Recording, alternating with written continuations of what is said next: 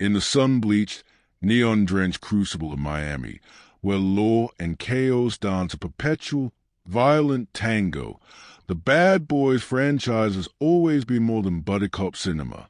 It is a monumental, decades-long experiment in the economics of loyalty, the volatile chemistry of partnership, and the blockbuster science of sustaining a brand's emotional capital across generations. Bad Boys, Ride or Die, the fourth installment, arrives not as a simple sequel, but as a high-stakes corporate merger, a fusion of legacy assets with new market realities. The film opens with detectives Mike Lowry and Marcus Burnett at a precarious inflection point. Mike, the eternal bachelor, is finally marrying his love, Christine, a move that represents profound portfolio diversification of his emotional investments. Marcus, having survived a heart attack and a mystical near-death experience, now operates with a zealous, chaotic faith, convinced he is invincible under God protection, a psychological shift that introduces unquantifiable risk into their operational model. Their world is built on a bedrock institution, the respect and authority of their late captain, Conrad Howard. He is the regulatory framework that legitimized their chaotic methods, the wise chairman who always approved their risky ventures. When Howard is posthumously framed for a deep-seated corruption conspiracy, the entire institutional trust that undergirded their careers is vaporized overnight. The firm's reputation is insolvent. This isn't a case. It's a hostile takeover of their legacy. The inciting incident is a masterstroke of narrative financial engineering. Mike and Marcus become fugitives, their badges voided, their access to departmental capital, forensics, SWAT, intelligence, frozen. They are, in the parlance of venture capital, unfunded.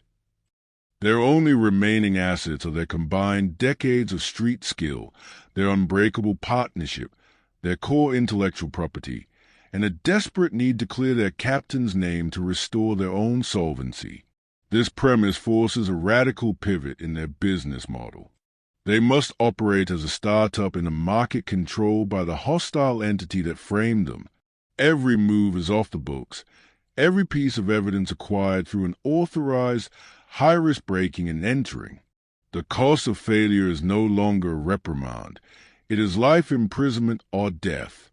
The production budget, reported to be around $100 million, signals a major studio's continued belief in the franchise's equity. This capital is allocated across several key sectors. The explosive, large-scale action sequences are the franchise's trademark export, the seamless integration of practical stunt work with cutting-edge digital augmentation, the preservation of the iconic chemistry-driven performances of Will Smith and Martin Lawrence, and the strategic introduction of next-generation talent to ensure portfolio longevity. Directors Adil and Bailo, having stewarded the successful Bad Boy for Life, return as skilled fund managers, entrusted with growing the asset by honoring its historic volatility while introducing innovative financial instruments, namely deeper character stakes and a more serialized, conspiracy-driven plot. The film's central technology is not just in its helicopters and gunfights, but in its cinematic engineering of pace and spectacle. It is designed as a 2-hour century dividend payout to loyal shareholders, delivering the expected yields of humor, carnage, and catharsis. Yet, beneath the nitro-fueled surface, Ride or Die engages in a sophisticated audit of aging in an action franchise. How does a brand built on youthful, reckless exuberance mature? Mike's marriage and Marcus's brush with mortality are not subplots. They are fundamental re-evaluations of the firm's risk tolerance. The film asks, can the Bad Boys business model, high personal risk, emotional unavailability, collateral damage, survive the pressures of legacy, family, and mortality? Or must it undergo a strategic restructuring? This tension between the old, profitable ways and the new, necessary adaptations is the film's true narrative engine. Furthermore, the plot leverages a very modern anxiety, the weaponization of information. The conspiracy involves deep fakes, data manipulation, and the corruption of digital evidence. The villains aren't just drug lords. They are malign actors shorting the stock of institutional truth, exploiting the very technological infrastructure the heroes rely on. To combat this, Mike and Marcus must rely on analog assets, gut instinct, street knowledge, and the physical, trust-based network of their underworld contacts. It's a battle of data versus instinct, of algorithms versus loyalty. As they plunge into the underworld of Miami and beyond, ride or die becomes a referendum on their life's work. Every firefight is a stress test of their methods. Every narrow escape is a liquidity event. The introduction of Mike's estranged son, Armando, now an ally, represents a potential merger, an infusion of new, lethal talent into the family business, but one that comes with immense emotional liability and governance challenges. The phrase ride or die itself is the ultimate articulation of their partnership's terms and conditions. It is a binding, unbreakable covenant that overrides all other contracts, legal, marital, or moral. It is the non-negotiable equity share they hold in each other's lives. This film puts that covenant through its most extreme audit yet, questioning whether such a total, all-in investment can survive when the partners' personal risk profiles are fundamentally changing. The stage is set for a tour de force of capital-intensive action, but the real stakes are measured in legacy, truth, and the irreplaceable human capital of a partnership that has become, itself, a Miami institution. We are about to witness whether two men, stripped of their institutional backing and fighting to reclaim their foundational narrative, can leverage their only remaining asset, each other, to win a war against a shadowy enemy that has already rewritten the rules of engagement. The second act of Bad Boys, Ride or Die, plunges Mike Lowry and Marcus Burnett into the desperate, high-velocity economics of life on the run. With their institutional capital, their badges, their backup, their reputations, frozen by the federal warrant, they are forced to operate as a fugitive startup with negative cash flow and a burning runway. Their first objective is not to solve the case, but to achieve basic operational security. They must evade a multi-agency dragnet that views them as dangerous, cop-killing liabilities, a perception engineered by their unseen adversaries. This reversal of status is a profound psychological and tactical shock. They are no longer the hunters backed by the full faith and credit of the Miami PD. They are the prey, and every siren is a margin call. Their initial moves are classic guerrilla finance, asset seizure and leveraging dark networks. They cannot access official evidence, so they perform a hostile takeover of their own case files from a secure FBI data van, a sequence that is both a high-tech heist and a declaration of independence from the corrupted system. This data is their seed funding. They also reactivate their most valuable but volatile off-book assets, their network of underworld informants and former adversaries. Each meeting is a high-risk negotiation, as their credibility as buyers of information has plummeted alongside their official standing. They must trade on personal history, past favors, and the raw currency of intimidation to secure the intelligence needed to trace the conspiracy. This leg of the journey is a tour through Miami's shadow economy, where trust is a scarce commodity and every handshake could be a trap. The film deepens its investment in character risk. Marcus's newfound, erratic faith, born from his near-death experience, becomes a wild card in their operational calculus. He acts with a baffling, reckless confidence, walking into firefights convinced he is blessed, a human resources nightmare for the partnership. Mike, the tactician, must now manage not only the external threats, but also his partner's unhedged spiritual bets. This creates fascinating friction. Their partnership, once a perfectly balanced engine of ID and ego, now has a third, unpredictable variable, divine providence. Marcus's behavior is a form of psychological arbitrage, exploiting Mike's rational fear to create opportunities neither would have seen before. Meanwhile, the conspiracy's architecture begins to crystallize. The framing of Captain Howard is revealed to be one piece of a larger, more sinister enterprise, a private military corporation with deep ties to the government and law enforcement. This entity, led by the chillingly corporate villain James McGraw, isn't seeking money or drugs. It seeks control over the very mechanisms of justice. It manufactures evidence, eliminates witnesses, and manipulates narratives to protect its contracts and expand its influence. McGraw is the ultimate cynical CEO, viewing human life and institutional integrity as expendable line items on a balance sheet dedicated solely to growth and power. Facing an enemy this embedded, Mike and Marcus realize they cannot play a defensive game.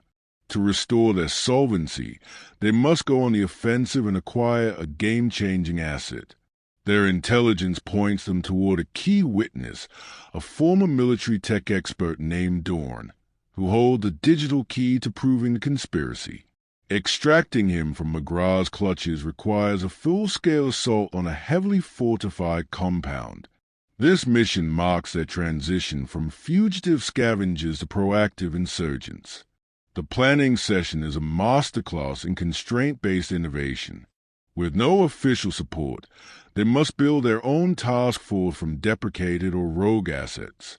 They recruit their former AMMO team tech expert, Kelly, and Mike's lethally capable son, Armando. This assembly of talent is a classic startup founding team. The visionary founders, Mike and Marcus, the brilliant but unorthodox engineer, Kelly, and the aggressive, high-risk business development lead, Armando. Each member brings essential but uncertified skill to the venture. The assault on the compound is the film's first major set piece and a testament to the franchise's action capital. It is a symphony of coordinated chaos, blending the gritty, tactile gunplay of the original films with the sleek, drone-assisted, hyper-connected warfare of the modern era. The sequence is engineered for clarity amidst bedlam. The geography of the compound, the positioning of the team, and the escalation of threats are all meticulously staged. It is not a blur of CGI. It is a physical, architectural puzzle being solved with bullets and explosions. Mike and Marcus move with the hard-earned, lethal chemistry of a decades-long joint venture, covering each other's exposures, communicating in shorthand, and turning their environment into a weapon. The successful extraction of Dorn is a major liquidity event. They have captured the equivalent of the enemy's master encryption key. However, in the high-stakes market they are in, a valuable asset immediately attracts hostile bids. Their escape triggers a relentless pursuit by McGraw's mercenaries, a chase that pushes the film's vehicular technology to its limit. Cars, helicopters, and sheer audacity collide across Miami's iconic causeways in a sequence that functions as a massive capital expenditure of practical effects and digital integration, designed to deliver a spectacular return in audience adrenaline. The chase culminates in a narrow, costly escape. They have the witness, but they are more exposed than ever. The second act's turning point arrives with a brutal betrayal. The secure location they retreat to, a trust-based investment, is compromised. McGraw's reach is demonstrated to be absolute, his infiltration complete. In the ensuing firefight, they suffer a catastrophic loss. A key member of their ad hoc team is killed. This is more than an emotional blow. It is a devastating depletion of their already scarce human capital. The loss acts as a violent audit of their fugitive strategy. Playing by their own rules is not enough. They are still being outmaneuvered by an enemy with superior resources and omnipresent surveillance. The mood shifts from desperate offensive to grim reassessment. Mike and Marcus, blooded and cornered, face their darkest moment. The institutional walls have closed in, their trust has been weaponized against them, and the cost of their mission has been paid in the currency they value most, the life of a comrade. The ledger is deep in the red. They are left with a stark realization. To be a corporation, they cannot remain a partnership. They need to become something else entirely. They need to launch a takeover of their own, to hack the very system that has exiled them. The stage is set for the third act, where the bad boys must stop being fugitives and start becoming revolutionaries, leveraging their only remaining equity, their legendary reputations and their unkillable bond, to stage a counter-coup in the court of public opinion and on the battlefield, aiming not just to clear their names, but to bankrupt the corrupt enterprise that dared to short the memory of their captain. The third act of Bad Boys, Ride or Die, is a masterwork of narrative leverage and strategic escalation, where Mike and Marcus shift from fugitive defense to a high-stakes, public offensive designed to force a market correction. The loss of their ally is a catastrophic drawdown that clarifies their position. They can no longer play a shadow game against an enemy who owns the shadows. Their remaining asset, the witness Dorn and his data, is a ticking time bomb. McGraw's corporation will stop at nothing to reacquire it, making any safe house a target. This realization triggers a radical strategic pivot. Instead of hiding the asset, they decide to broadcast it. They will force a public audit. The plan is audacious in its simplicity and risk. Use the very media and technological infrastructure the villain had corrupted to expose the truth. They must stage a live, undeniable transaction of evidence that a corrupt system cannot intercept or falsify. This requires them to engineer a controlled, spectacular market event. The first phase is intelligence consolidation and environmental control. They need a fortress, not to hide in, but to broadcast from, a location they can defend on their terms. They commandeer a sprawling, decommissioned waterfront industrial facility. This location is chosen for its structural defensibility, its symbolic resonance as a relic of Miami's old economy, and its logistical potential. It becomes their headquarters, their studio, and their fortress all in one. Here, Kelly, their tech expert, works to decrypt and package Dorn's data into an irrefutable digital indictment, while Mike, Marcus, and Armando prepare for the inevitable, overwhelming assault. The psychological dynamics within the team reach a critical mass. Marcus's faith-based fearlessness, once a liability, now hardens into a cornerstone of their defense. He becomes the team's spiritual capital, the unshakable belief that they are on the right side of a moral ledger, which proves infectious. Mike's tactical genius is now fully unleashed, free from any institutional restraint. He designs a defense in depth, turning the industrial maze into a lethal gauntlet of traps, ambush points, and kill zones. Armando operates as a precision instrument, a manifestation of Mike's own lethal legacy, now fully aligned with the family business. The stage is set not for a siege, but for a live broadcasted last stand. The film's climactic sequence is a dual-pronged operation of unprecedented scale. As Kelly works to initiate a live data dump to every major news outlet and law enforcement server, McGraw's private army mobilizes for a final, annihilating strike. The assault on the facility is the franchise's most ambitious allocation of action capital. It is a multi-wave, multi-domain engagement. The initial breach involves tactical drones and electronic warfare, an attempt to silence their broadcast. This is met with ingenious count-technology from Kelly, a beautiful display of technological jiu-jitsu. Then comes a ground assault, waves of heavily armored mercenaries flooding the complex. The ensuing battle is a breathtaking set piece of spatial choreography. The fight flows through control rooms, across gantries, into cavernous storage holds, and out onto rain-slick docks. The directors, Adil and Bailo, use sweeping, dynamic camera work and seamless long takes to immerse the audience in the exhausting, continuous pressure of the defense. Each member of the team is pushed to their absolute limit. Every bullet expended is a dwindling resource. Every inch of ground given increases the probability of systemic failure. This is the ultimate stress test of their partnership and their methodology. Throughout the chaos, the core bad boys dynamic achieves its purest expression. In the middle of a firefight, they are still cracking jokes, arguing about tactics, and reflecting on their lives, a surreal, beautiful demonstration of psychological resilience. Their banter is the interest paid on their decades of shared experience, and it keeps them solvent in the face of bankruptcy. The battle's turning point is a moment of sacrificial illiquidity. To ensure the data transmission completes, one of them must hold a critical choke point against impossible odds. The choice of who makes this stand, and the conversation that precedes it, settles all outstanding emotional debts between them. It is a final, definitive transaction of their ride-or-die covenant. This act of supreme risk creates the opportunity for the final, decisive move. With the data streaming live to the world, exposing McGraw's conspiracy, the playing field is violently leveled.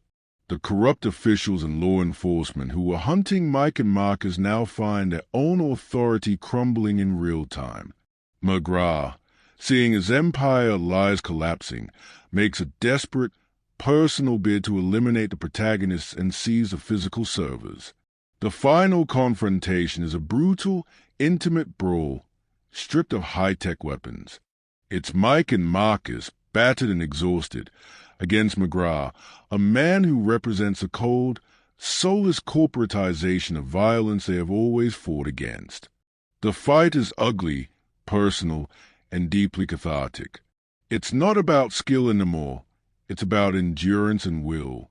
They win not because they are better fighters, but because their cause, defending their captain's legacy in their own bond, holds more intrinsic value than McGraw's profit motive. Their victory is a market punishing a corrupt short seller. The aftermath is a complex settling of accounts.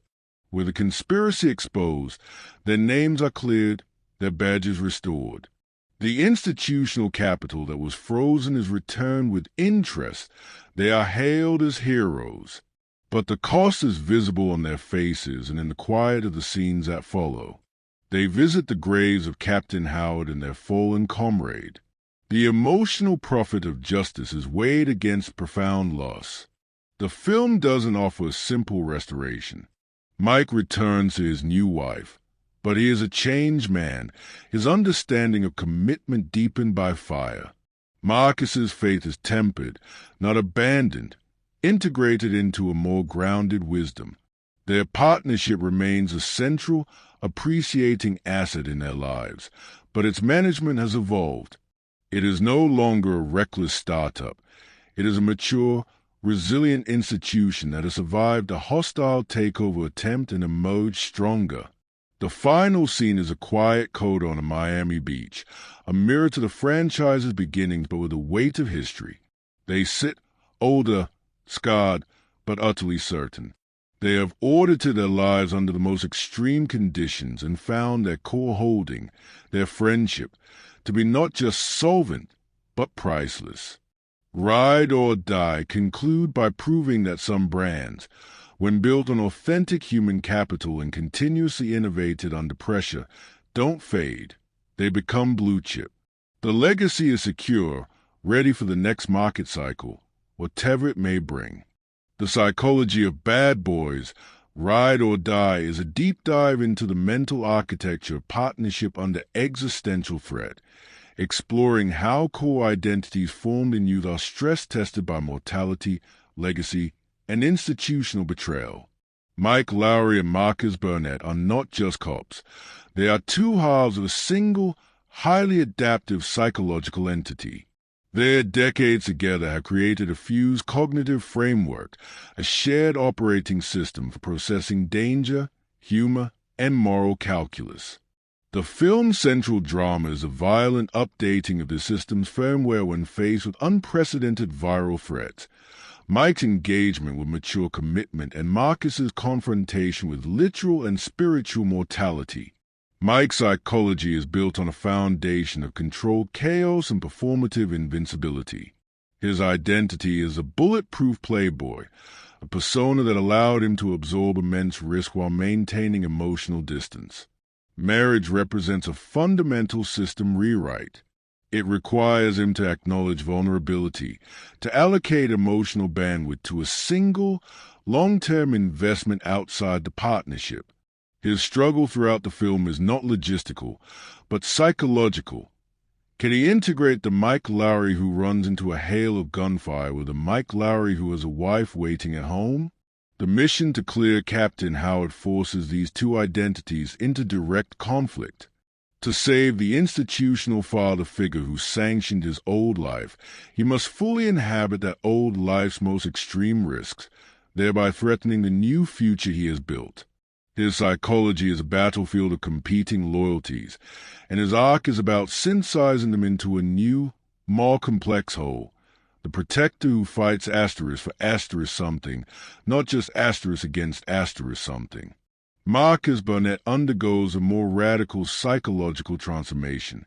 His near-death experience has triggered a profound cognitive shift. Where he was once the anxious, risk-averse idea of the partnership, the compliance officer, he now operates with delusion or revelation of divine protection. This is not simple bravery. It is a complete recalibration of his threat assessment algorithms. He discounts probabilistic danger in favor of faith-based certainty. This creates fascinating dysfunction and synergy with Mike. Marcus's new psychology acts as a psychological short sell against Mike's tactical rationality, often creating unexpected breakthroughs precisely because it defies all conventional risk models. His journey is about integrating this mystical confidence back into the practical world, learning to wield it as a tool rather than being consumed by it as a dogma. He must balance the ledger of heaven and earth. Captain Conrad Howard, though deceased, exerts a powerful psychological gravity. He was a superego to their ID and ego, the approving father, the legitimizing authority.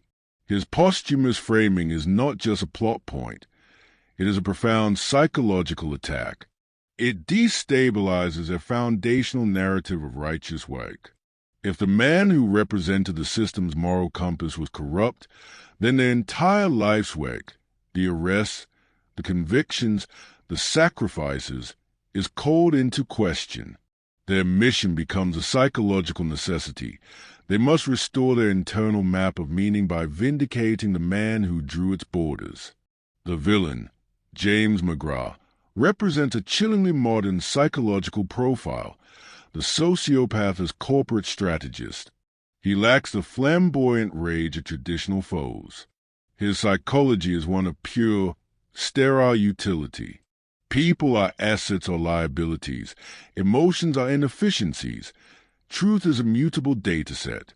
He is the embodiment of a system devoid of psychology, which makes him uniquely terrifying to Mike and Marcus, whose entire power derives from reading people, understanding motives, and exploiting emotional flaws.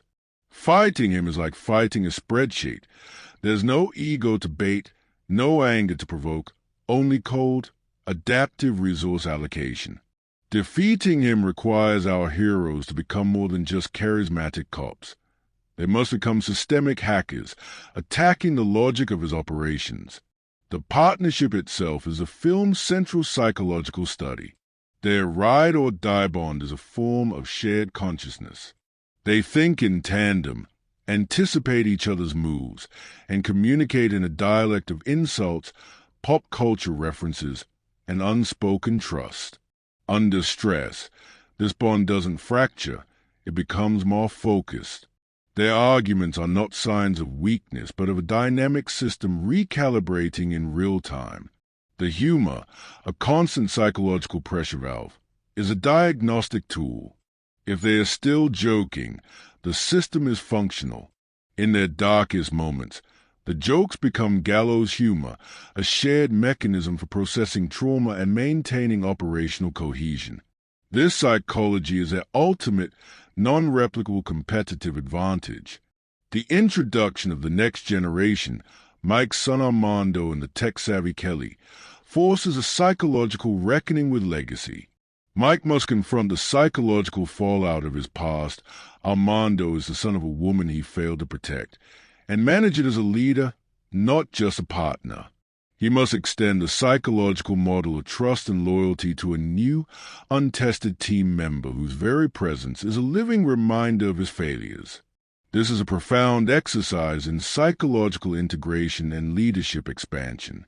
Marcus, in his role as uncle, provides the emotional framing and acceptance that helps stabilize this new, multi-generational unit. Ultimately, the film explores the psychology of resilience in the face of total systemic betrayal. When every institution you trusted is weaponized against you, what remains? For Mike and Marcus, the answer is the psychological architecture they build together, brick by brick, over a lifetime of shared experience. Their victory is not just physical, but psychological. They prove that an identity forged in authentic partnership is the one asset that cannot be hacked, frozen, or devalued by external forces. They end the film not just with their names cleared, but with their shared psyche tested, hardened, and irrevocably validated. They have performed the ultimate psychological audit and found their core holding to be shockproof. The financial anatomy of Bad Boys, Ride or Die is a compelling study in franchise economics, brand equity management, and blockbuster risk mitigation in the post-pandemic, streaming-saturated marketplace. With a reported production budget soaring to approximately $100 million, the film represents a major capital allocation by Sony Pictures, a deliberate and confident bet on the enduring commercial viability of a nearly 30-year-old action comedy property. This is not a reboot or nostalgic gambit. It is a strategic reinvestment in a proven, revenue-generating asset. The budget breakdown reflects the premium cost of modern, spectacle-driven filmmaking. A significant portion is allocated to the complex, large-scale action sequences are the franchise's signature product. Helicopter chases over Miami, fortified compound assaults, and urban warfare on a grand scale. Further capital is directed to the seamless integration of cutting-edge visual effects with practical stunts, a necessary expense to meet audience expectations for both visceral authenticity and impossible spectacle. A substantial line item is a talent cost, securing the return of Will Smith and Martin Lawrence, whose combined star power and iconic chemistry are the franchise's irreplaceable human capital. Their fees represent a dividend on the equity they have built in these roles over decades. The decision to bring back directors Adil and Bilo after their successful stewardship of Bad Boy for Life is another form of risk mitigation, paying for continuity of vision and proven directorial skill in managing the specific high-value IP. The film's financial strategy is built on a multi-platform, global release model. Its theatrical window is crucial as a primary launch vehicle, designed to generate the explosive opening weekend numbers that drive cultural conversation and legitimize subsequent revenue streams. The box office performance targeted a global haul in the $400 to $500 million range to be considered a clear profit for the studio, factoring in the massive marketing spend, P&A, that can often equal 50 to 100% of production budget for a film of this scale. However, the financial logic of Ride or Die extends far beyond the theater. Its real economic engine is a downstream ecosystem, premium video on demand PVOD, rentals within weeks of release, followed by exclusive windows on streaming platforms, likely Netflix, given Sony's output deal, and eventual syndication to cable and broadcast networks. Each platform represents a separate revenue tranche. The film is engineered for this life cycle, its high rewatchability quotient, driven by humor and action. Clear sequel hooks and strong character dynamics make it a valuable, evergreen asset in a streamer's library, generating micro-royalties and subscriber engagement for years. The film also functions as a key piece of corporate brand management for Sony. In an era dominated by Disney's marvelous Star Wars monopoly and Universal's Fast and Furious juggernaut, the Bad Boys franchise is one of Sony's few wholly owned, bankable live-action tentpoles. Its success directly impacts the studio's market valuation and its leverage in talent and distribution negotiations. A underperformance would represent more than a single film's loss. It would signal a depreciation of a core studio asset. From a production economic standpoint, filming in Miami and Atlanta provides access to valuable tax credits and rebates, effectively reducing the net production cost. These locations are also logistical hubs with deep pools of crew talent familiar with large-scale productions, increasing efficiency. The management of such a shoot is a colossal exercise in scheduling and resource allocation, where a single day of weather delay or actor unavailability can cost hundreds of thousands of dollars. The film's financial risk profile is multifaceted. The primary risk is star-driven. Will Smith's public standing, following the 2022 Oscars incident, introduce an unquantifiable variable into the film's market reception? The marketing campaign had to navigate this carefully, emphasizing the franchise's legacy and the buddy dynamic rather than relying solely on Smith's personal brand. Another risk is franchise fatigue. A fourth installment must justify its existence beyond mere brand exploitation. The financial mitigation strategy was to deepen the narrative stakes, the conspiracy, the legacy themes, and expand the ensemble, thereby refreshing the formula while retaining its core. The film's performance is also a referendum on the theatrical viability of non-superhero, non-serialized action franchises aimed at a broad adult audience, a market segment studios are keen to keep alive.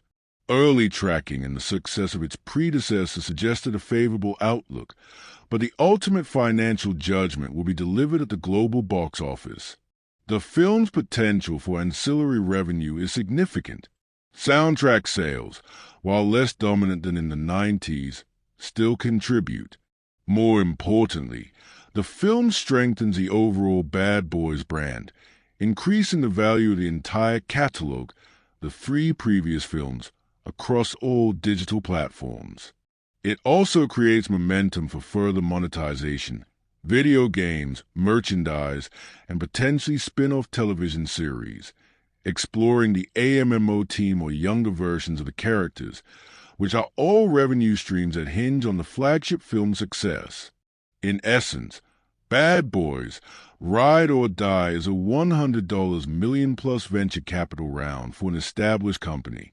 The investors, Sony, are betting that the existing management, Smith, Lawrence, Adil and Bilo, with an updated business plan, higher stakes, new characters, modern tech threats, can grow the company's valuation for another cycle. The return is measured not just in box office growth, but in sustained brand health, library value appreciation, and the option to launch further profitable ventures under the same corporate umbrella. It is a high-stakes exercise in legacy asset management, demonstrating that in Hollywood, the most careful and expensive calculations are often those made to preserve what already works.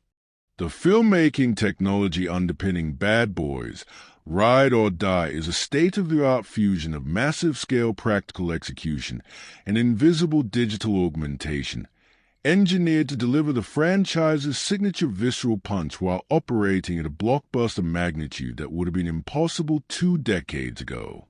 This is not a green screen fantasy. It is a meticulously planned logistical and technical operation where every explosion, stunt, and camera move is a high-value asset requiring precise coordination and cutting-edge tools. The primary capture technology likely centered on large-format digital cinema cameras such as the ARRI Alexa LF or the Sony Venice, chosen for their exceptional dynamic range and ability to render the vibrant, high-contrast color palette of Miami, from the deep azure of daylight skies to the neon-soaked saturation of night scenes. These cameras capture a pristine, detailed image that can withstand the immense visual processing required in post-production without degrading. Directors Adil and Bilo, alongside cinematographer Robert Hivat, employ a dynamic, muscular visual language. The camera is rarely static.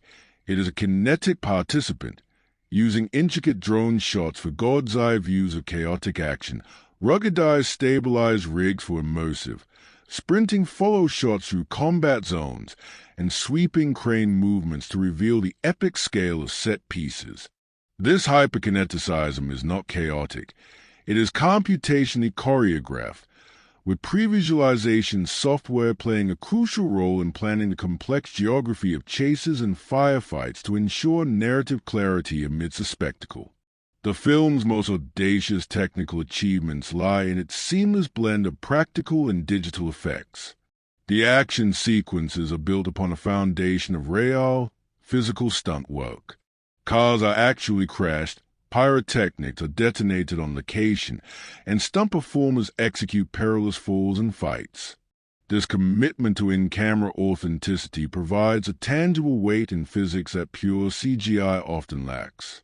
However, this practical core is amplified and extended by digital artistry. For the massive compound assault, practical explosions and squibs are enhanced with digital debris, muzzle flashes, and bullet trails to increase the density and impact of the violence.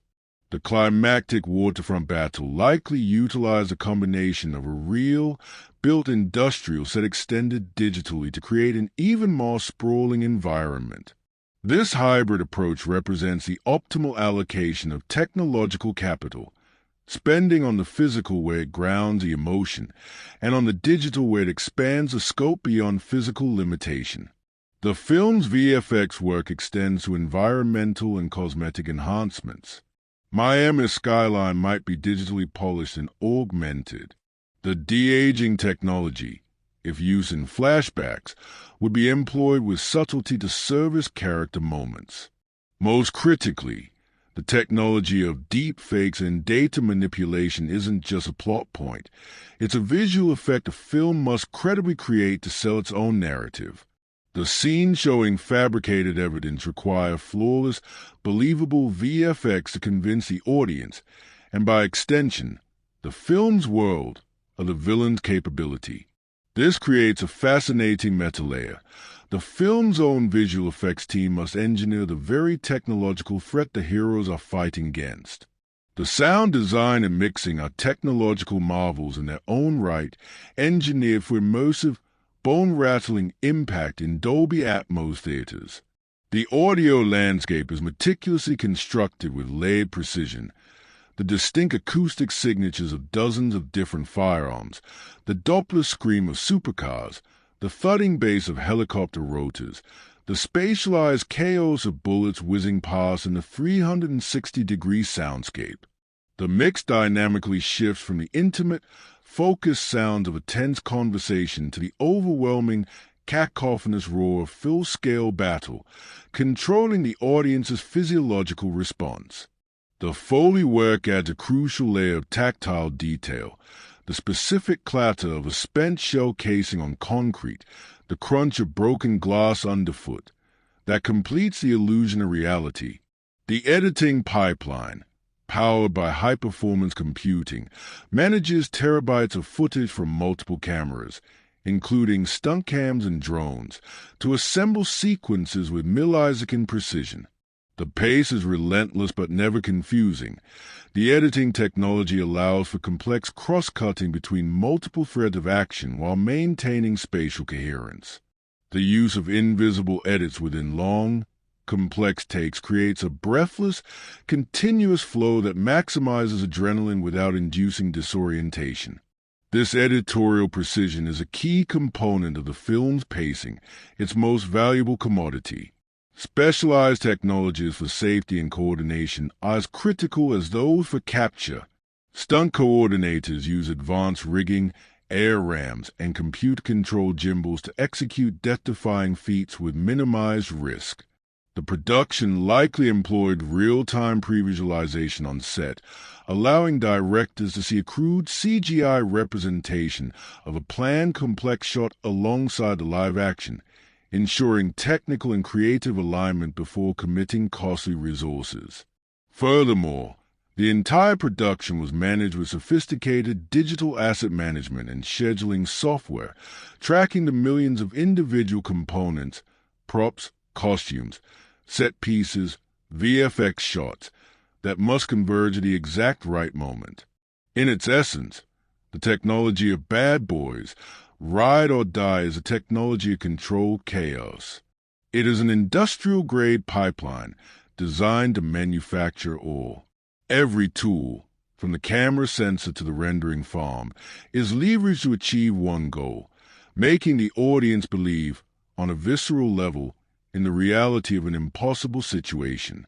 It proves that the modern action blockbuster is less a film and more a feat of civil engineering in the realm of imagination, where the bridges are built with light, sound, and silicon, and the only load they must bear is the weight of our belief. The production management and studio economics of Bad Boys, Ride or Die represent a colossal exercise in high-stakes logistical governance and strategic portfolio management. With a budget ballooning to an estimated $100 million, the film was not merely a production but a corporate program of immense scale, requiring the synchronization of thousands of personnel, hundreds of vendors, and multiple international locations under the overarching financial and creative oversight of Sony Pictures. This venture was a direct investment in a flagship IP, and its management was engineered to protect that investment while maximizing creative yield. The core production entity, led by producers Jerry Bruckheimer, the franchise's founding architect, and Doug Belgrad, operated as a specialized fund manager entrusted with deploying Sony's capital efficiently. Their first mandate was talent retention and alignment. Re-signing Will Smith and Martin Lawrence was a non-negotiable baseline cost, a premium paid for the unique, appreciating equity of their on-screen partnership. The deal structures would have included significant back-end participation, aligning the stars' financial incentive with the film's ultimate profitability, a classic risk-sharing mechanism. Securing directors Adel and Bilo after their success on Bad Boys for Life was a strategic move for continuity, reducing the creative risk associated with a franchise handoff. The production schedule was a masterwork of complex, parallel path logistics. Shooting across multiple jurisdictions, primarily Miami, Florida, and Atlanta, Georgia, required navigating two different sets of tax credit incentives, union regulations, and local vendor ecosystems. Miami, while iconic to the franchise's identity, is a logistically challenging and expensive location. Atlanta offers superior infrastructure and cost savings. The production management team likely split the shoot strategically, capturing Miami's iconic exterior vistas and establishing shots on location, while moving the bulk of interior work and large-scale, controllable set-piece photography to Atlanta's soundstages and backlots. This hybrid model is a staple of modern blockbuster economics, optimizing for both authenticity and financial control. Managing the film set pieces was akin to overseeing a series of military campaigns, each with its own dedicated budget, timeline, and specialist personnel. The compound assault sequence, for example, would have been a standalone production module.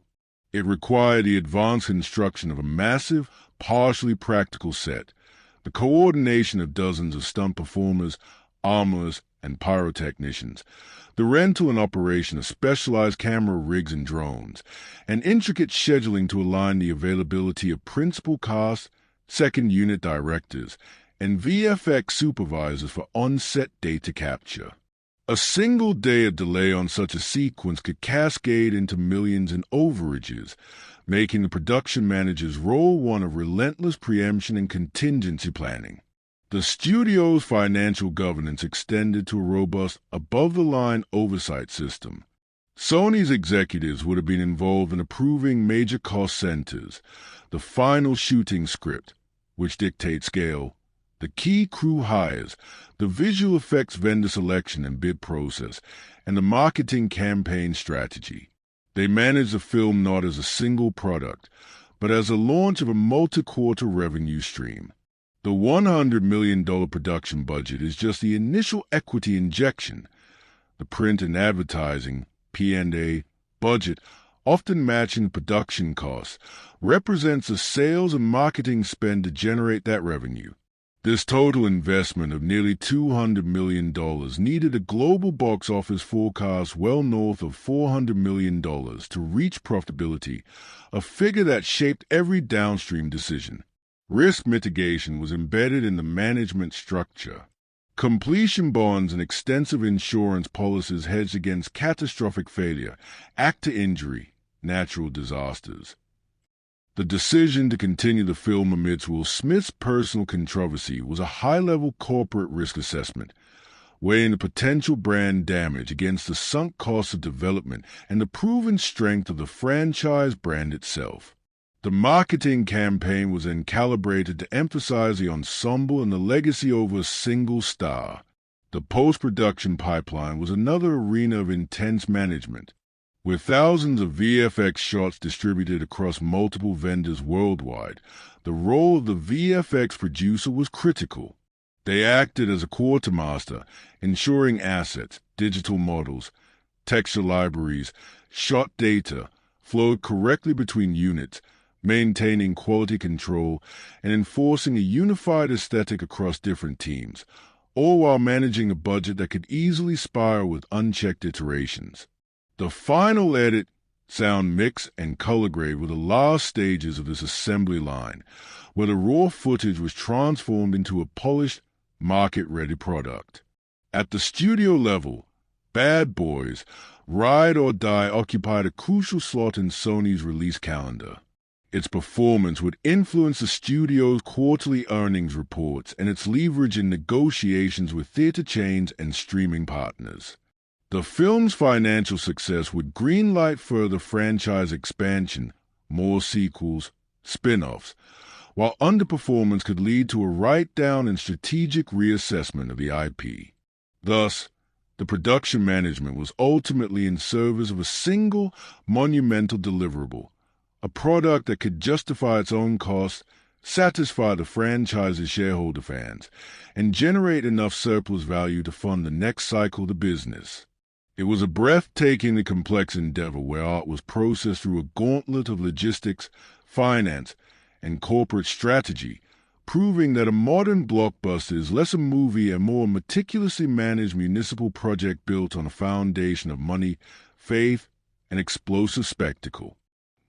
The historical and scientific accuracy of Bad Boys, Ride or Die operates within a deliberately constructed hyperreality, a universe where the laws of physics, police procedure, and human endurance are not documents to be faithfully reproduced, but raw materials to be alloyed into a more potent, cinematic truth. Its fidelity is not to the ledger of real-world events or forensic textbooks, but to an internal, emotional, and mythic logic, the logic of the Bad Boys brand, where loyalty is an absolute force, charisma is a tactical weapon, and Miami is a character pulsing with exaggerated, vibrant life.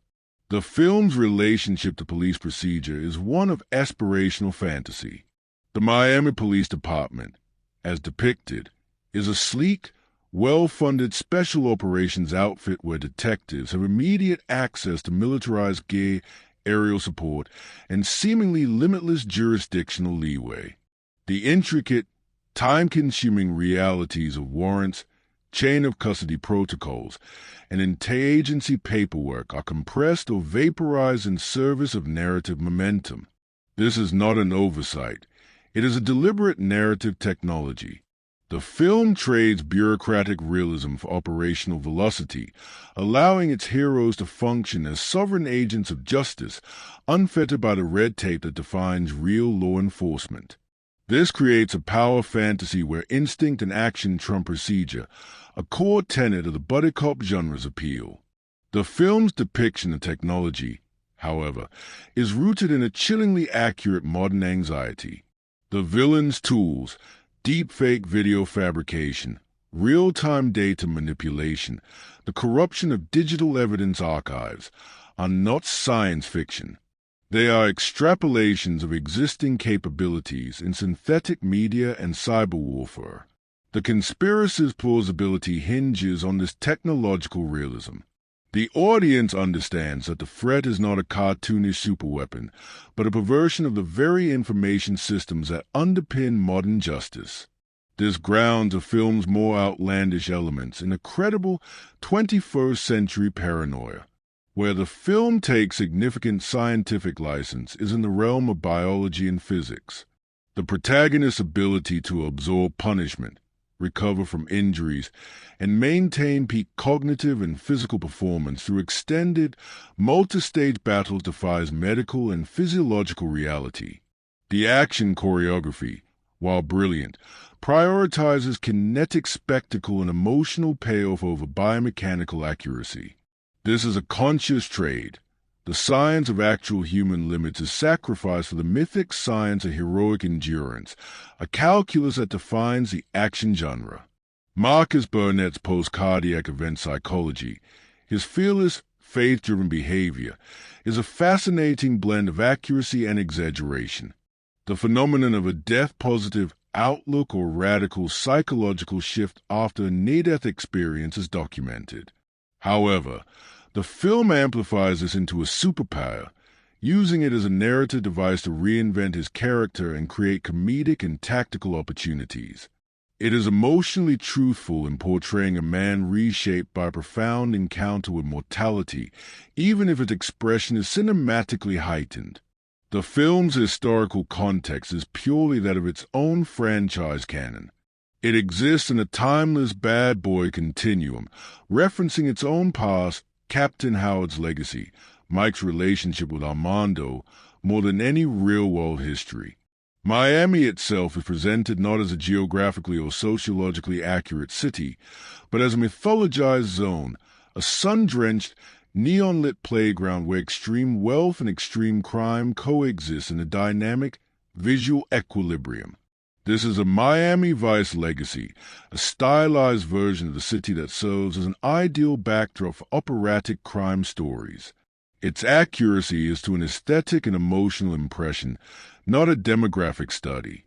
The film's handling of forensic science is similarly streamlined.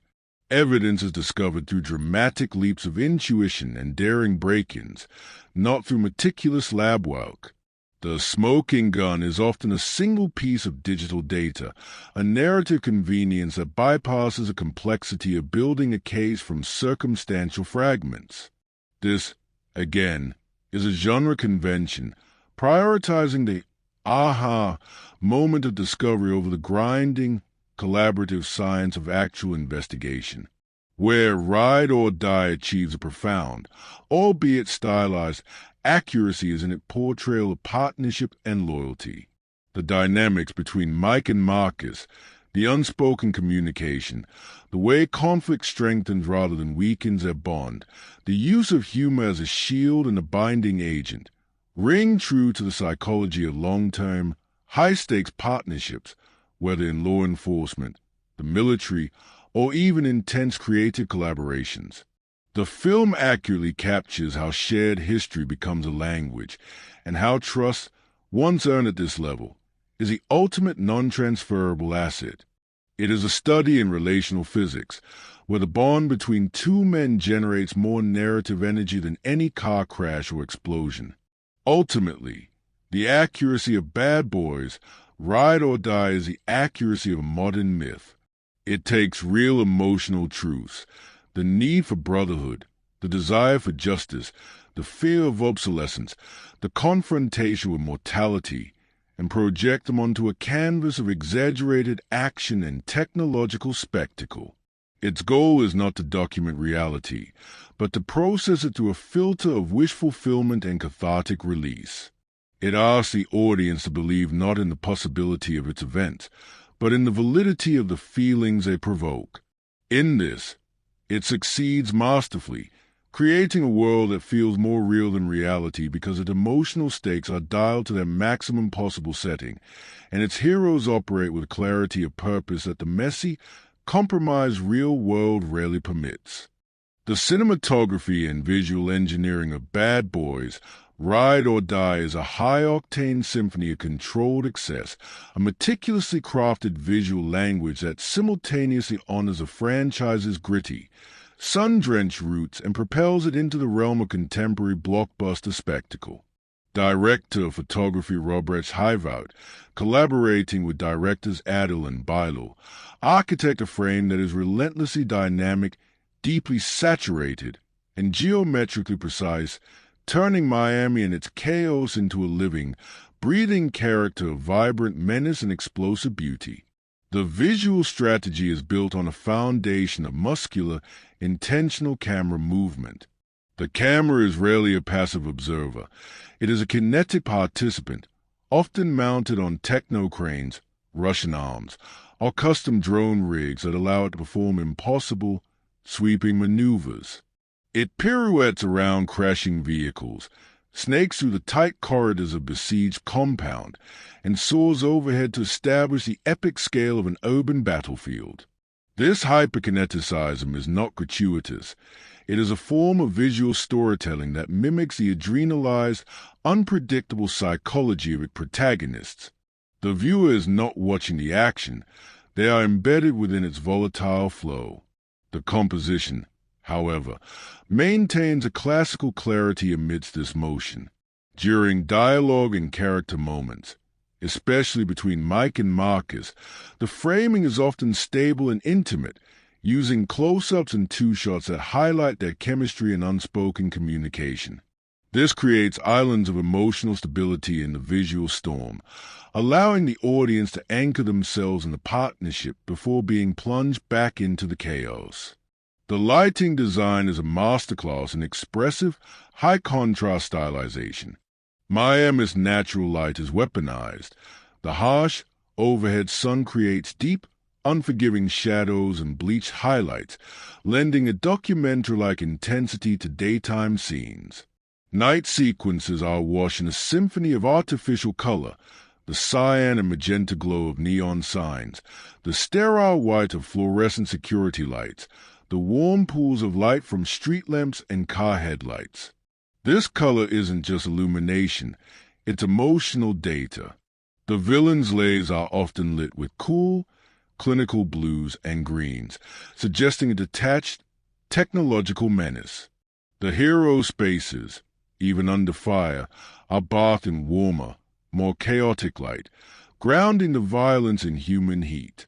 The climactic battle of the waterfront facility is a lighting tour de force, combining the practical glare of spotlights and muzzle flashes with the ambient glow of the city and the moon, creating a painterly chiaroscuro where every figure is etched in light and shadow. The color grading is pushed to a hyper-real, almost comic book saturation. The yellows of sports cars pop, the blues of the ocean and sky are deepened to a tropical ideal, and the red of taillights and blood is intensified. This palette is a direct inheritance from the Michael Bay aesthetic of the franchise, but refined with modern digital tools. It creates a world that feels more vivid, more intense, and more desirable than reality, which is exactly the aspirational fantasy the film sells. This heightened color science also serves a narrative function, making the glamour of the hero's lifestyle and the visceral impact of violence equally compelling facets of the same sparkling, dangerous jewel. The visual engineering of the action sequences represents the film's peak technical ambition. The camera work here is a fusion of precision and controlled chaos. For the complex compound assault, long, uninterrupted takes, often stitched together seamlessly, are employed to maintain spatial coherence and build visceral momentum. The audience can track the hero's path, understand the enemy's positions, and feel the exhausting, continuous pressure of the fight. These sequences are storyboarded and pre-visualized with the intricacy of a military operation, ensuring that every explosion, every camera pivot, and every stunt performer's mark hits with maximum impact. The use of high-speed phantom cameras captures micro-moments of destruction, glass shattering in crystalline slow motion, debris floating in the air, which are then seamlessly woven back into real-time footage, creating a tactile, hyper-detailed sense of cinematic destruction. The integration of visual effects is engineered to be invisible in service of authenticity. Digital extensions enlarge practical sets. CGI muzzle flashes and blood hits are composite with photorealistic lighting to match the on-set photography. For the most dangerous stunts, digital doubles might be employed, but always with a foundation of real performance and physical reference. The goal is not to create a cartoon, but to safely amplify the scale and danger of practical action beyond human limits. The film's visual language also includes playful, self-referential touches. The use of crash zooms during moments of comedic or dramatic revelation, a signature Bayism, is deployed with knowing nostalgia. Dynamic, Dutch-angle shots during moments of disorientation or high stress visually communicate psychological tilt. In essence, the cinematography of Bad Boys, Ride or Die is a high-performance engine for delivering sensation. It understands that every frame is a piece of commercial and artistic real estate, and it maximizes the value of that real estate with relentless invention. It moves from the intimate to the epic, from the comedically still to the violently kinetic, all while maintaining a cohesive, saturated, and powerfully engaging visual identity. It proves that style, when executed with this level of confident, muscular intelligence, is itself a form of storytelling, a visual covenant with the audience promising velocity, spectacle, and a ride drenched in the unmistakable, glorious light of Miami. The cinematography and visual engineering of Bad Boys, Ride or Die is a high-octane symphony of controlled excess, a meticulously crafted visual language that simultaneously honors a franchise's gritty, sun-drenched roots and propels it into the realm of contemporary blockbuster spectacle. Director of photography Robert Highvout, collaborating with directors Adil and Bailo, architect a frame that is relentlessly dynamic, deeply saturated, and geometrically precise, turning Miami and its chaos into a living, breathing character of vibrant menace and explosive beauty. The visual strategy is built on a foundation of muscular, intentional camera movement. The camera is rarely a passive observer. It is a kinetic participant, often mounted on techno cranes, Russian arms, or custom drone rigs that allow it to perform impossible, sweeping maneuvers. It pirouettes around crashing vehicles, snakes through the tight corridors of besieged compound, and soars overhead to establish the epic scale of an urban battlefield. This hyperkineticism is not gratuitous. It is a form of visual storytelling that mimics the adrenalized, unpredictable psychology of its protagonists. The viewer is not watching the action. They are embedded within its volatile flow. The composition, however, maintains a classical clarity amidst this motion. During dialogue and character moments, especially between Mike and Marcus, the framing is often stable and intimate, using close-ups and two-shots that highlight their chemistry and unspoken communication. This creates islands of emotional stability in the visual storm, allowing the audience to anchor themselves in the partnership before being plunged back into the chaos. The lighting design is a masterclass in expressive, high-contrast stylization. Miami's natural light is weaponized. The harsh, overhead sun creates deep, unforgiving shadows and bleached highlights, lending a documentary-like intensity to daytime scenes. Night sequences are awash in a symphony of artificial color, the cyan and magenta glow of neon signs, the sterile white of fluorescent security lights, the warm pools of light from street lamps and car headlights. This color isn't just illumination, it's emotional data. The villains' lairs are often lit with cool, clinical blues and greens, suggesting a detached, technological menace. The heroes' spaces, even under fire, are bathed in warmer, more chaotic light, grounding the violence in human heat. The climactic battle of the waterfront facility is a lighting tour de force, combining the practical glare of spotlights and muzzle flashes with the ambient glow of the city and the moon, creating a painterly chiaroscuro where every figure is etched in light and shadow. The color grading is pushed to a hyper-real, almost comic book saturation. The yellows of sports cars pop, the blues of the ocean and sky are deepened to a tropical ideal, and the red of taillights and blood is intensified. This palette is a direct inheritance from the Michael Bay-era aesthetic of the franchise, but refined with modern digital tools. It creates a world that feels more vivid, more intense, and more desirable than reality, which is exactly the aspirational fantasy the film sells. This heightened color science also serves a narrative function, making the glamour of the hero's lifestyle and the visceral impact of violence equally compelling facets of the same sparkling, dangerous jewel. The visual engineering of the action sequences represents the film's peak technical ambition. The camera work here is a fusion of precision and controlled chaos. For the complex compound assault, long, uninterrupted takes, often stitched together seamlessly, are employed to maintain spatial coherence and build visceral momentum. The audience can track the hero's path, understand the enemy's positions, and feel the exhausting, continuous pressure of the fight. These sequences are storyboarded and pre-visualized with the intricacy of a military operation, ensuring that every explosion, every camera pivot, and every stunt performer's mark hits with maximum impact.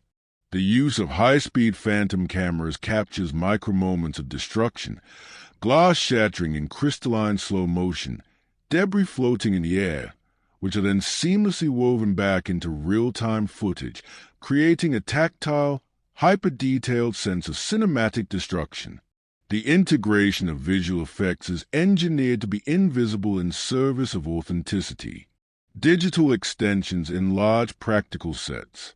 CGI muzzle flashes and blood hits are composite with photorealistic lighting to match the on-set photography. For the most dangerous stunts, digital doubles might be employed, but always with a foundation of real performance and physical reference. The goal is not to create a cartoon, but to safely amplify the scale and danger of practical action beyond human limits. The film's visual language also includes playful, self-referential touches. The use of crash zooms during moments of comedic or dramatic revelation, a signature Bayism, is deployed with knowing nostalgia. Dynamic, Dutch-angle shots during moments of disorientation or high stress visually communicate psychological tilt. In essence, the cinematography of Bad Boys, Ride or Die is a high-performance engine for delivering sensation. It understands that every frame is a piece of commercial and artistic real estate, and it maximizes the value of that real estate with relentless invention. It moves from the intimate to the epic, from the comedically still to the violently kinetic, all while maintaining a cohesive, saturated, and powerfully engaging visual identity. It proves that style, when executed with this level of confident, muscular intelligence, is itself a form of storytelling, a visual covenant with the audience promising velocity, spectacle, and a ride drenched in the unmistakable, glorious light of Miami.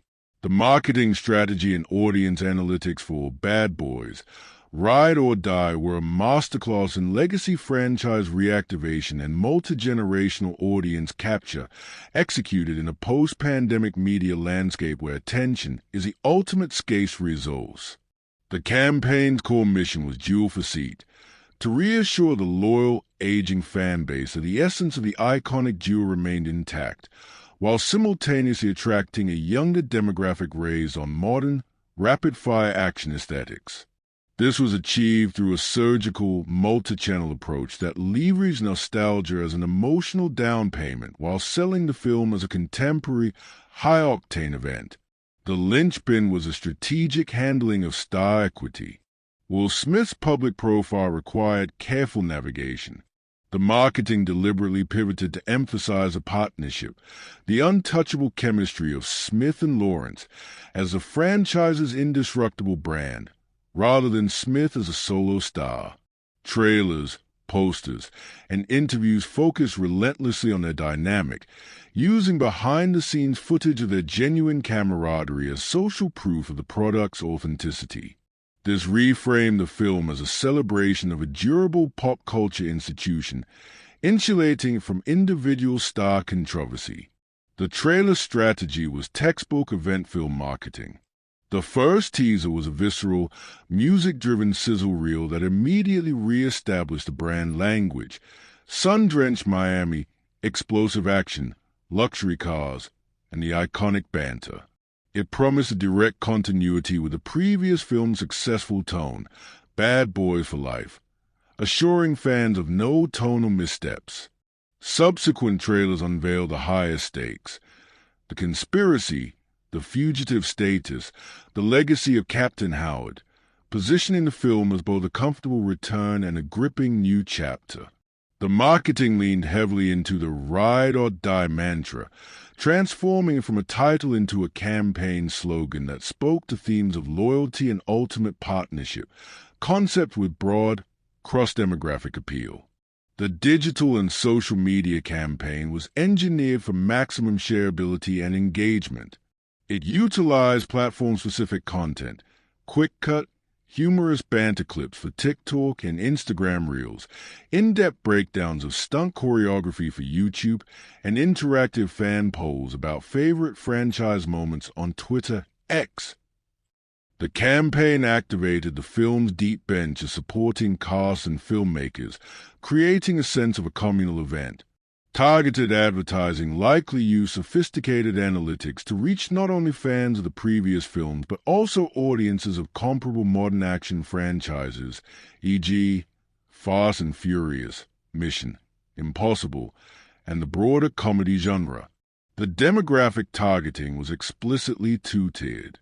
For the core 35-plus audience, marketing tapped into potent nostalgia, using musical cues from the original films and highlighting the return of legacy characters. For the 18 to 34 demographic, the campaign emphasized the film's scale, its cutting-edge action, highlighting the director's dynamic style, and the inclusion of younger cast members like Vanessa Hudgens and Alexander Ludwig, providing points of entry beyond the leads. The release date, strategically placed in early summer, aimed to capture the beginning of the blockbuster season, offering the first major non-superhero ensemble action comedy. This timing was a calculated bet on pent-up demand for a pure, theatrical experience movie, loud, fun, and best seen with a crowd. The studio's analytics would have closely monitored pre-sales and social sentiment to gauge this bet's validity, allowing for last-minute media buy adjustments. Post-release, the marketing strategy seamlessly shifted to leveraging audience and critical response. Strong opening weekend numbers and positive word of mouth, particularly praising the action and the lead chemistry, were immediately amplified through digital channels. The film's high audience scores on platforms like Rotten Tomatoes and CinemaScore were used as social proof in subsequent advertising, a crucial tool for extending the box office run beyond the opening weekend. The campaign also cleverly positioned the film as a cinematic destination, a testament to the enduring power of the movie star-driven, practical effects-heavy spectacle in an era of algorithmic streaming content. Its financial performance, particularly its strong international showing, validated the global appeal of this specific brand of American action comedy, providing invaluable data for future franchise planning. In the long tail, the marketing success is measured by its impact on the IP's overall health. A successful ride-or-die campaign doesn't just sell tickets. It rejuvenates the entire Bad Boys catalog across streaming platforms, increases merchandise potential, and solidifies the feasibility of further sequels and spin-offs. It proves that with intelligent, respectful, and energetic marketing, a legacy franchise can be managed not as a decaying asset, but as a renewable resource capable of paying dividends to both nostalgic shareholders and new investors for years to come. The critical reception, award trajectory, and legacy forecast for Bad Boys Ride or Die paint a portrait of a franchise operating at peak commercial efficiency, meeting calibrated expectations rather than aiming for transcendent acclaim. Upon its release, the film garnered a reception that can be best described as respectably enthusiastic. Critics largely agreed it delivered exactly what it promised, a large, loud, and entertaining dose of the franchise's signature chemistry and spectacle. Reviews frequently highlighted the undiminished dynamic between Will Smith and Martin Lawrence as the film's irreplaceable engine, praising their effortless comedic timing and the palpable sense of history they bring to their roles. The action sequences were commended for their scale, coherence, and visceral impact, with particular note given to the director's ability to stage complex mayhem without sacrificing geographical clarity. The consensus positioned the film as a superior, more emotionally grounded sequel to Bad Boys for Life, effectively deepening character stakes while maintaining the requisite over-the-top tone. However, critical analysis also acknowledged the film's adherence to a well-worn formula, its predictable narrative beats, and its reliance on franchise nostalgia as both a strength and a creative ceiling. It was celebrated as a premium product within its genre, not a genre-redefining event. This reception was precisely aligned with studio expectations, a film that satisfies a core audience and performs robustly at the box office without necessarily entering the award season conversation.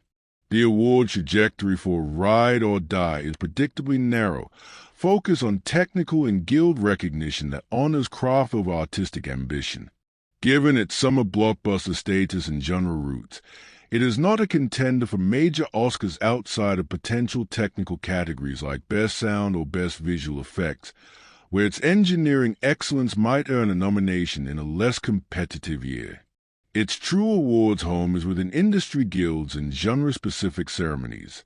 It is a strong candidate for nominations, and possibly wins, at the MTV Movie and TV Awards for Best Duo, Best Action Performance, the People's Choice Awards, and the NAACP Image Awards, where its stars and its cultural footprint are significant. The film stunt coordination team is almost guaranteed recognition from the Taurus World Stunt Awards, and it may receive nods from the Visual Effects Society for its seamless integration of practical and digital effects. This award's profile solidifies its status as a high-achieving practitioner of commercial filmmaking, a film valued for its execution and audience impact rather than its narrative innovation. The legacy forecast for Bad Boys, Ride or Die, is one of enduring utility and franchise stewardship. Its primary legacy is cementing the successful post-Michael Bay era of the franchise under the stewardship of directors Adil and Bailo, proving that the property can thrive with a refreshed visual style and a more serialized narrative approach while retaining its soul. It successfully managed the delicate act of maturing its heroes, introducing themes of legacy, mortality, and family without neutering the reckless spirit that defines them. This paved the way for future installments that can continue to explore these characters as older but not obsolete operatives. In the broader landscape of Hollywood economics, the film will be studied as a case study in successful legacy-quel management. It demonstrates how to leverage nostalgia as emotional capital while investing in contemporary action syntax to attract new viewers. Its strong financial performance, especially if it meets or exceeds global box office projections, will reinforce the commercial viability of non-superhero, star-driven action franchises in the 2020s, a valuable data point for studios navigating IP portfolios. Culturally, Ride or Die reinforces a Bad Boys duo as a permanent fixture in the action comedy pantheon. Its most quoted lines, most spectacular stunts, and most heartfelt character moments will be absorbed into the franchise's enduring highlight reel. It ensures that Mike Lowry and Marcus Burnett remain relevant archetypes, the flashy maverick and the relatable everyman for another generation. The film also solidifies Will Smith's path back to bankable, crowd-pleasing stardom within a safe, familiar vehicle, and reaffirms Martin Lawrence's iconic status. Looking forward, the film's success almost guarantees a Bad Boys 5 and potentially greenlights explorations of the franchise's expanded universe, the AMMO Team prequels. Its legacy will be that of a well-oiled machine that performed its function flawlessly. It delighted fans, made a substantial profit, and extended the operational lifespan of a valuable entertainment property for years, perhaps decades, to come. It stands not as a monumental piece of cinema, but as a monumental piece of cinematic business, a testament to the power of a perfectly maintained brand. The critical reception, award trajectory, and legacy forecast for Bad Boys, Ride or Die paint a portrait of a franchise operating at peak commercial efficiency, meeting calibrated expectations rather than aiming for transcendent acclaim. Upon its release, the film garnered a reception that can be best described as respectably enthusiastic. Critics largely agreed it delivered exactly what it promised, a large, loud, and entertaining dose of the franchise's signature chemistry and spectacle. Reviews frequently highlighted the undiminished dynamic between Will Smith and Martin Lawrence as the film's irreplaceable engine, praising their effortless comedic timing and the palpable sense of history they bring to their roles. The action sequences were commended for their scale, coherence, and visceral impact, with particular note given to the director's ability to stage complex mayhem without sacrificing geographical clarity. The consensus positioned the film as a superior, more emotionally grounded sequel to Bad Boys for Life, effectively deepening character stakes while maintaining the requisite over-the-top tone.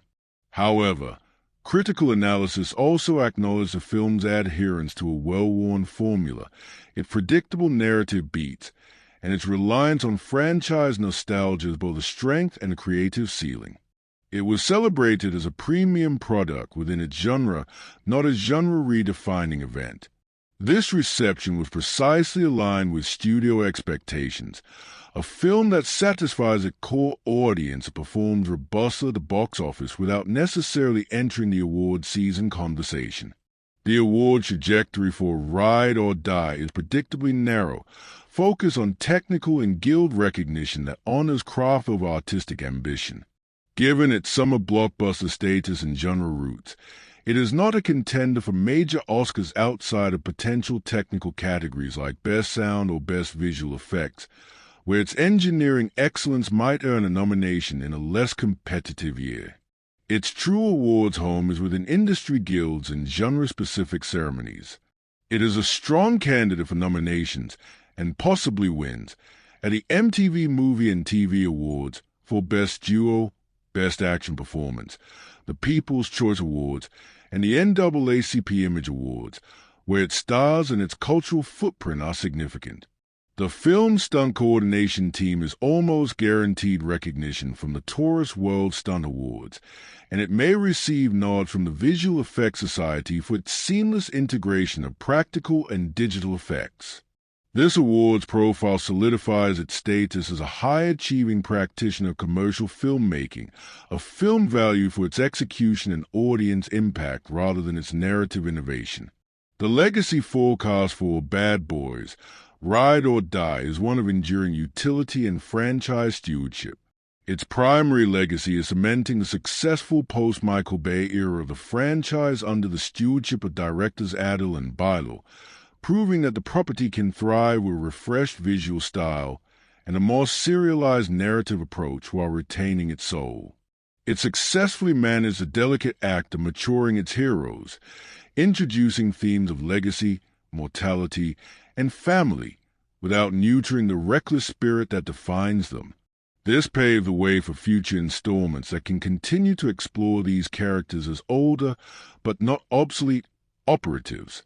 In the broader landscape of Hollywood economics, the film will be studied as a case study in successful legacy management.